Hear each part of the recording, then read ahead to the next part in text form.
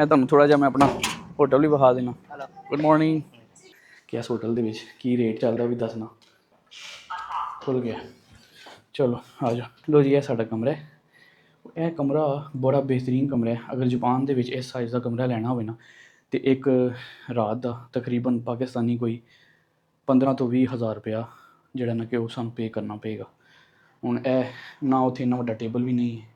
ਇਹ ਪੂਰਾ ਟੇਬਲ ਹੈ, LCD ਲੱਗੀ ਹੈ, ਕੁਰਸੀ ਵੀ ਹੈ, ਡਸਟਬਿਨ ਵੀ ਹੈ, ਬੇਸਿਕ ਸਾਰੀਆਂ ਜ਼ਰੂਰਤਾਂ ਮੌਜੂਦ ਨੇ। ਇਹ ਬੈੱਡ ਹੈ, ਬੈੱਡ ਦੀ ਕੁਆਲਿਟੀ ਵੀ ਕਾफ़ੀ ਠੀਕ ਹੈ, ਬਹੁਤ ਅੱਛੀ ਨੀਂਦ ਆਉਂਦੀ ਹੈ। ਪਿਲੋ ਜਿਹੜੇ ਨੇ ਉਹ ਬਹੁਤ ਜ਼ਿਆਦਾ ਸੌਫਟ ਨੇ, ਅੱਛੇ ਨੇ। ਅਤੇ ਇਹ ਕੱਪੜੇ ਵਗੈਰਾ ਹੈਂਗ ਕਰਨ ਵਾਸਤੇ ਇਹਨਾਂ ਨੇ ਜੁਗਾੜ ਦਿੱਤੇ ਹੈ।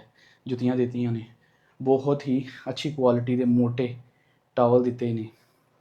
ਉਸ ਤੋਂ ਬਾਅਦ ਇਹ ਟੋਇਲਟ ਹੈ, ਬੇਸਿਕ ਟੋਇਲਟ, ਹੱਥ ਮੂੰਹ ਧੋਣ ਵਾਸਤੇ, ਬਰਸ਼ ਕਰਨ ਵਾਸਤੇ।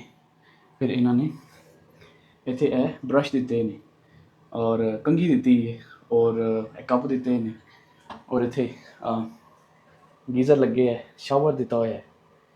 ਇਹ ਇਹਨਾਂ ਨੇ ਬਹੁਤ ਆਪਣਾ ਲਾਈਆਂ ਹੋਈਆਂ ਨੇ। ਇਹਨੂੰ ਦਬਾਓ ਤਾਂ ਸ਼ੈਂਪੂ ਨਿਕਲਦਾ, ਬੋਡੀ ਸੋਪ ਨਿਕਲਦਾ। ਬੇਸਿਕ ਹਰ ਚੀਜ਼ ਇਹਦੇ ਵਿੱਚ ਮੌਜੂਦ ਹੈ। ਮਤਲਬ ਬਹੁਤ ਹੀ ਅੱਛਾ ਇੱਕ ਸੈਟਅਪ ਹੈ। ਔਰ ਇਹ ਪਾਕਿਸਤਾਨੀ ਸਿਰਫ 5000 ਰੁਪਏ ਦੇ ਵਿੱਚ ਅਸੀਂ ਇੱਥੇ ਰਹਿ ਰਹੇ ਹਾਂ ਇਸ ਏਰੀਏ ਦੇ ਵਿੱਚ। ਅਤੇ ਖਿੜਕੀ ਦੇ ਉੱਤੋਂ ਇਹ ਥੋੜ੍ਹਾ ਜਿਹਾ ਵਿਊ ਨਜ਼ਰ ਆਉਂਦਾ, ਠੀਕ ਹੈ। ਮਤਲਬ ਹੈ ਕਿ ਸਿਟੀ ਵਿਊ ਥੋੜ੍ਹਾ ਜਿਹਾ ਨਾ, ਉਹ ਅਸੀਂ ਪਿਛਲੇ ਸਾਈਡ 'ਤੇ ਸਲਮ ਸੀ ਜਿੱਥੋਂ ਅਸੀਂ ਆਏ ਹਾਂ। ਅੱਛਾ ਅਮਲ ਹੈ, ਇਹਨਾਂ ਨੇ ਸਾਡੇ ਨਾਲ ਬਹੁਤ ਤਾਉਨ ਕੀਤਾ।